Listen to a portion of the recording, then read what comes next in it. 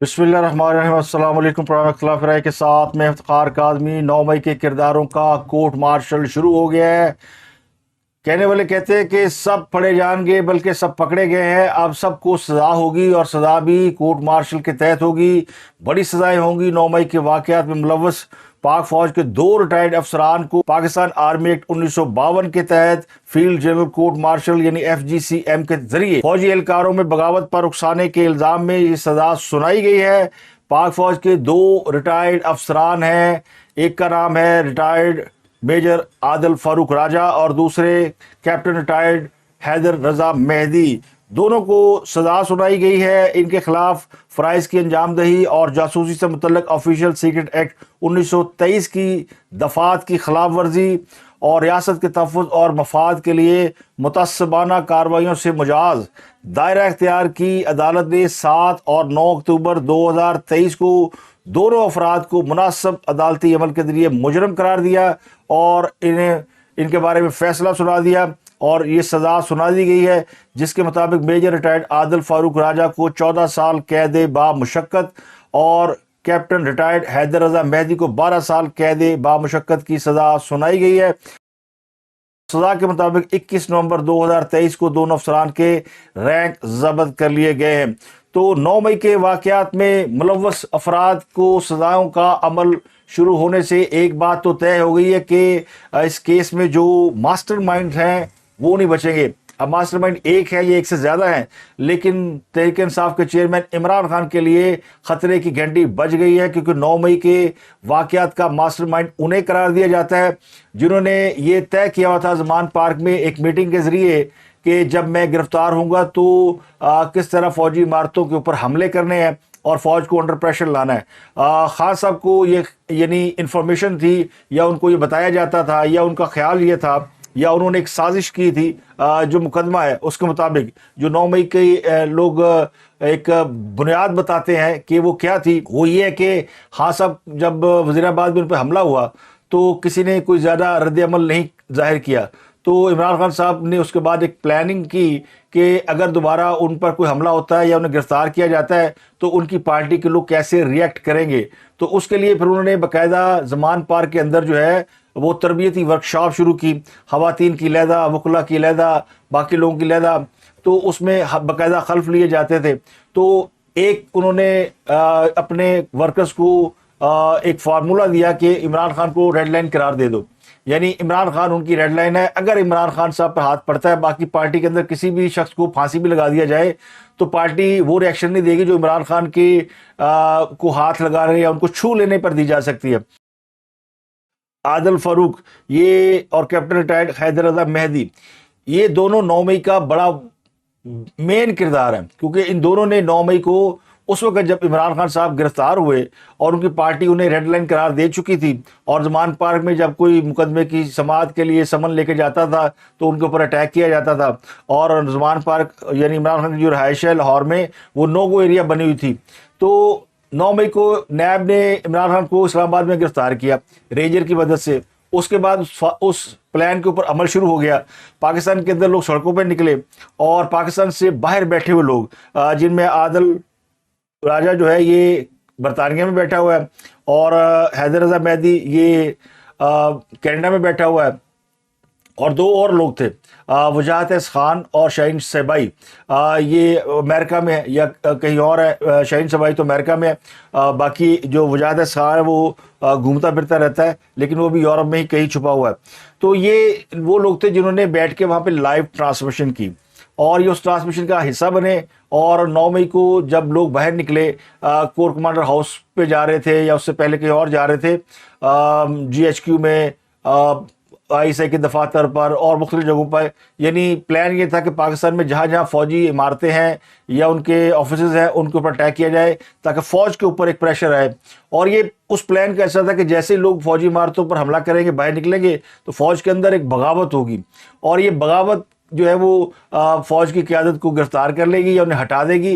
तो ये एक प्लान था जिसके तहत 9 मई का सारा वाक़या हुआ है, जिसको लोग समझते हैं कि ये महज बिल्डिंगों पर हमले की बात है। तो ये महज बिल्डिंगों पर हमले की बात नहीं है। اب فوج کے اندر جو یہ ساری واردات ڈالنا تھا، یعنی فوج کے اندر کی جو خبریں دے رہا تھا، یہ عادل راجہ ایکس سروس مین سوسائٹی کا ترجمان تھا پاکستان کے اندر. اور اس کی میں آپ کو ہسٹری بتا دوں کہ یہ پاکستان میں جب ایکس سروس مین سوسائٹی بڑی ایکٹیو تھی عمران خان کے دور میں، کیونکہ اسٹیبلشمنٹ اس وقت کی عمران خان کے ساتھ کھڑی تھی. عمران خان کو وہ 2018 کے الیکشن کے بعد اقتدار میں لے کر آئے تھے. جنرل باجوہ، جنرل فیاض حمید اور بھی جو اس وقت کے لوگ تھے. اور ابھی حال ہی میں ایک بہت بڑی وہ یعنی ہوئی ہے، چینج ہوئی ہے فوج کے اندر، وہ صاحب بھی ان میں شامل تھے. تو اس وقت ساری کی ساری فوج، چاہے وہ ریٹائرڈ فوجی تھے یا حاضر سروس فوجی تھے، وہ عمران خان کو سپورٹ کر رہے تھے. تو ایکس سروس مین سوسائٹی بھی کر رہی تھی. یہ اس کا ترجمان تھا. تو اسی کا اس نے فائدہ اٹھایا اور راولپنڈی اسلام آباد میں زمینوں پہ بڑے قبضے کیے اور بڑی مار دھاڑ کی.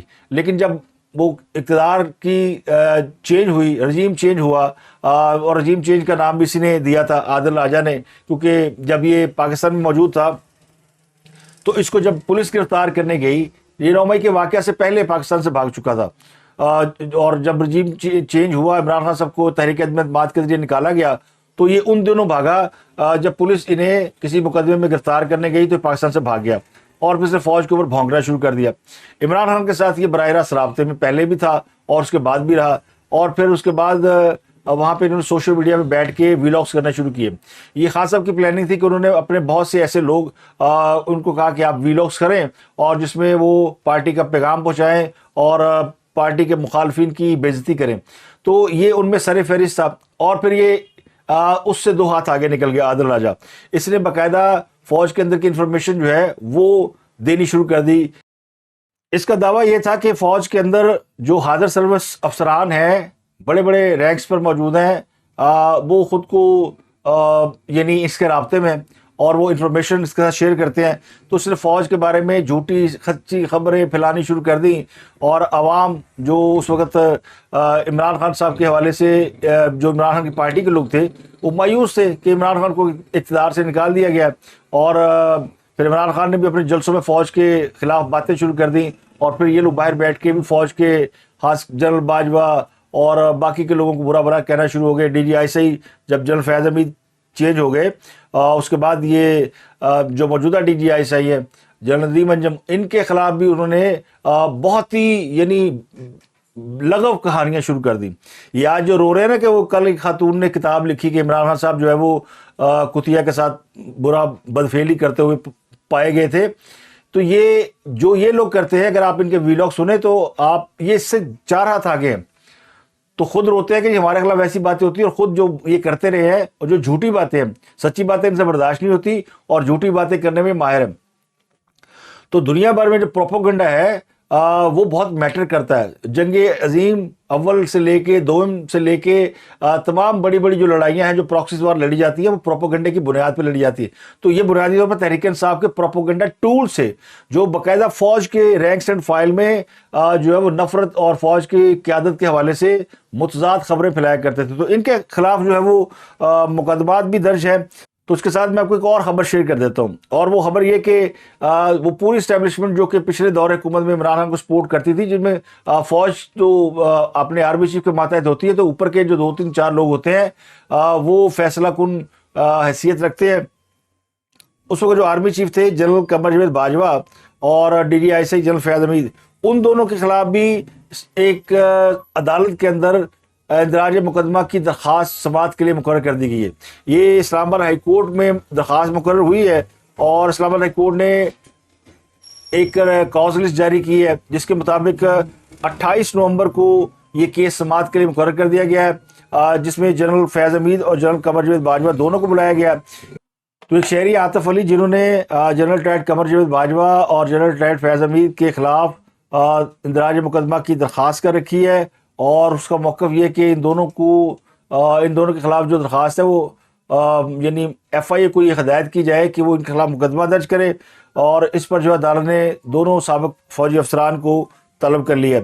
تو یہ اسی سے انٹر لنک ہے کہ معاملہ جو ہے وہ اب آگے بڑھ گیا بڑی تیزی سے. اور اس کی ایک وجہ یہ ہے کہ ابھی 2 دن پہلے ہی فوج کے اندر بڑی تبدیلی آئی ہے، اور اب جو जनरल आसिम मुनीर की पूरी टीम है वो अब अपनी पोजीशन में आ गई है, और उससे पहले जनरल बाजवा के साथ हमदर्दी रखने वाले या जनरल फैज़ हमीद के कोलीग्स, उनके बैचमेट्स वो फौज के अंदर मौजूद थे। तो कहीं ना कहीं जो है वो इन मामलात को ज़्यादा गेयर अप नहीं किया गया, लेकिन अब मुकम्मल सफाया हो गया। अब फौज के अंदर वो जो थोड़ा बहुत एक हमदर्दी का या सहूलतकारी का एक शुबा पाया जाता था या शाइबा था, वो ख़त्म हो चुका है, और अब सीधी सीधी कार्रवाई होनी है, और वो कार्रवाई शुरू हो गई है। आदिल राजा और हैदर रजा मेहदी, अब इन दोनों के खिलाफ पाकिस्तान में मुकदमात भी हैं।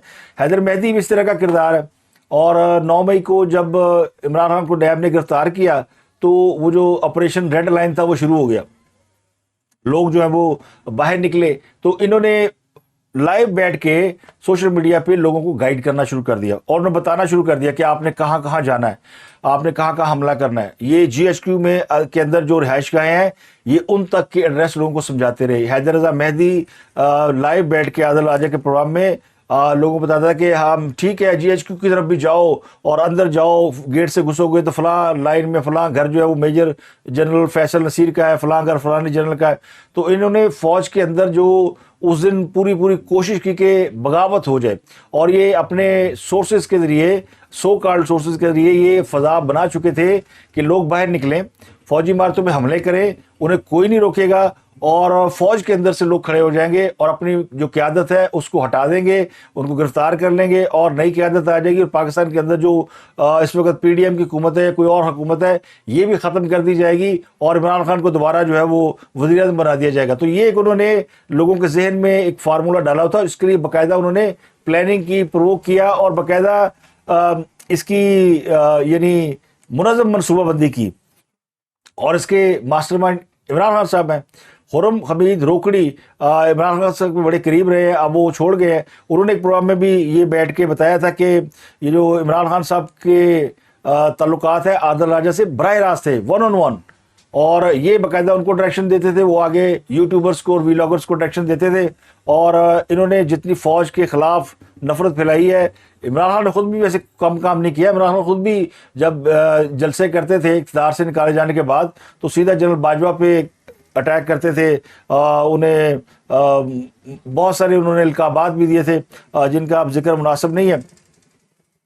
तो 12 जून को 2023 को मुकदमा दर्ज किया गया है, इस्लामाबाद पुलिस ने दर्ज किया 4 साफ़ियों के खिलाफ। साफ़ी तो नहीं है, ये 4 यूट्यूबर हैं। इनमें एक जो है वो साफ़ी होने का दावा कर सकता है, वो है शाहीन सहबाई, जो कि प्रिंट मीडिया के साथ भी अटैच रहा है। तो लेकिन जो बाकी के 4 लोग हैं उनमें वजाहत सईद खान, आदिल राजा और सईद हैदर रजा मेहदी, इनमें से किसी का ताल्लुक भी जर्नलिज्म से नहीं है, ना ही ये कभी ये साफ़ी रहे हैं। तो इनके खिलाफ एक मुकदमा दर्ज हुआ, और ये आर्मी अफसर से यूट्यूबर बन गए दोनों। और बल्कि वो वजाहत खां, उसका भी फ़ौज के साथ बड़ा ताल्लुक था, वो खुद को फ़ौजी कहता था, लेकिन वो फ़ौज में नहीं था, लेकिन उनका स्पोक्स पर्सन समझा जाता था। इनके खिलाफ 9 मई को बगावत को हवा देने और लोगों को उकसाने की दफात के तहत मुकदमा दर्ज किया गया।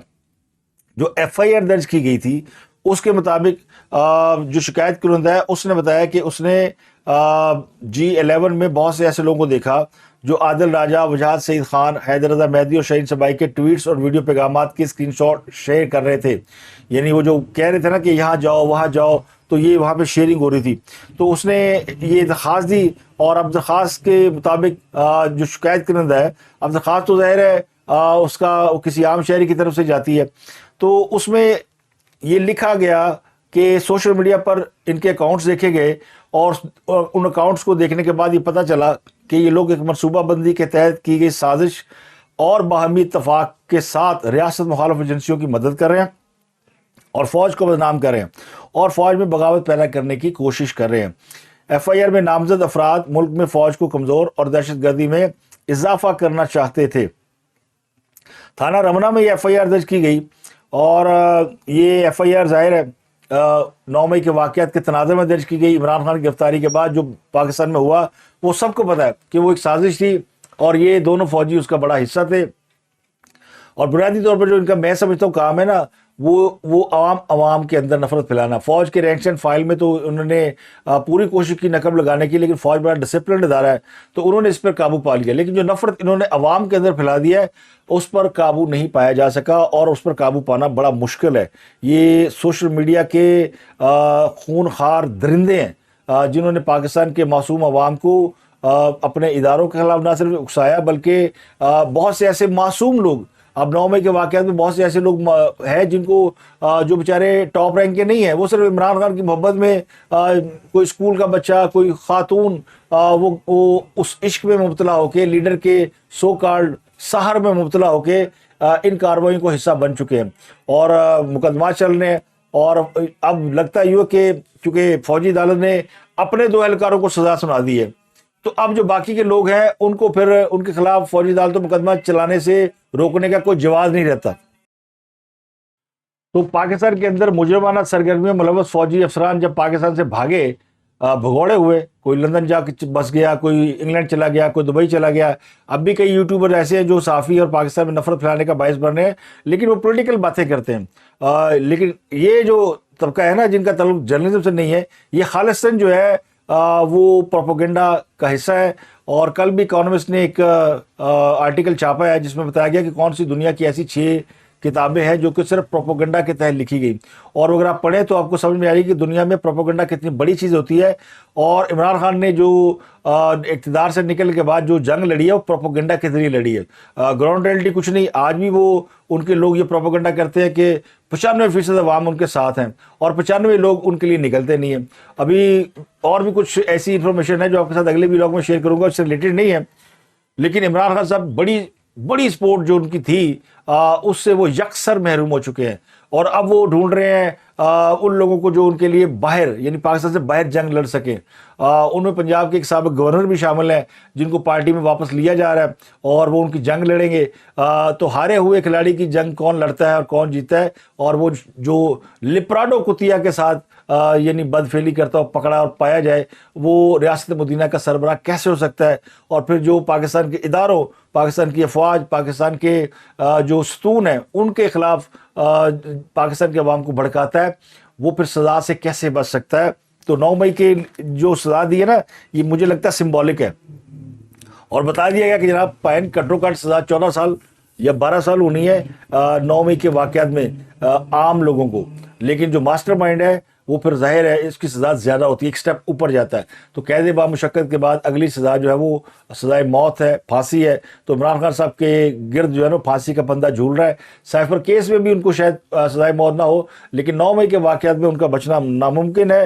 اور پاکستان کی سپریم کورٹ نے فوجی عدالتوں کو کام کرنے سے روک رکھا ہے کہ سویلین کا فوجی عدالتوں میں ٹرائل نہیں ہو سکتا. تو اب اس کیس میں جب ان کے سامنے یہ بات جائے گی کہ خود فوج اپنے اہلکاروں کا محاسبہ کر رہی ہے 9 مئی کے حوالے سے, تو پھر سویلین کا محاسبہ کیوں نہیں ہو سکتا. اور چونکہ یہ ریلیٹڈ ہے فوج کے ساتھ, فوج کی جو دفعات ہے اور فوجی عمارتوں پہ حملے ہوئے, تو فوج ان کیسز کو خود اپنی عدالتوں میں چلانا چاہتی ہے. طریقہ کار وہی ہوتا ہے جو سول کوڈ کا ہوتا ہے, لیکن یہ ان کا رائٹ ہے کہ وہ ان کے خلاف کیسز چلائیں اور پھر اس کا فیصلہ کریں, جو بھی اس میں ملوث ہے اس کو سزا دے. آپ سے ملاقات ہوتی ہے اگلے ویلاگ میں. جاتے جاتے ایک خبر, کراچی میں جو 11 افراد شاپنگ مال میں آتش تشدد کی وجہ سے جاں بحق ہو گئے ہیں, ان کے لیے دعائے مغفرت. اور وہ تو بیچارے کوئی کام کر رہے تھے, کوئی سوئے ہوئے تھے, لیکن ایسی یعنی خوفناک حادثہ, آگ لگ گئی بلڈنگ کے اندر. اور یہ پاکستان کے اندر بلڈنگیں جو ہے نا وہ بدقسمتی سے ایسی بنائی جا رہی ہیں جن کے اندر جو ہے وہ بچنے کے راستے نہیں ہوتے, نہ بلڈنگ کے اندر آگ بجھانے کا کوئی مناسب بندوبست ہوتا ہے, یعنی کوئی آٹومیٹڈ نظام نہیں ہوتا. حالانکہ دنیا میں یہ نظام موجود ہے, لیکن وہ ہمارے حکام بالا آنکھیں بند کر کے سوئے ہوئے ہیں, انہیں مال کمانے سے فرصت نہیں ہے. تو وہ پاکستان کے اندر لوٹ مار کا ایک بازار پچھلے کو 4-5 سال سے بہت تیزی سے بڑھا ہے, اور اس کی وجہ یہ تھی کہ پاکستان کے اندر ایک نااہل حکومت آئی جس نے یہ سب اسی کا کیا دھرا کہ ہم ایک ایک کر کے اپنے جو ہے وہ آزاد چن رہے ہیں اور ایک ایک زخم کو اپنے سینے کی کوشش کر رہے ہیں, اور لوگوں کو اندازہ نہیں کہ ہم کتنے زخمی ہو چکے ہیں. تو اب تک کے لیے اتنا ہی. آپ سے ملاقات ہوتی ہے اگلے ویلاگ میں. اپنا گرد و نواح کے لوگوں کو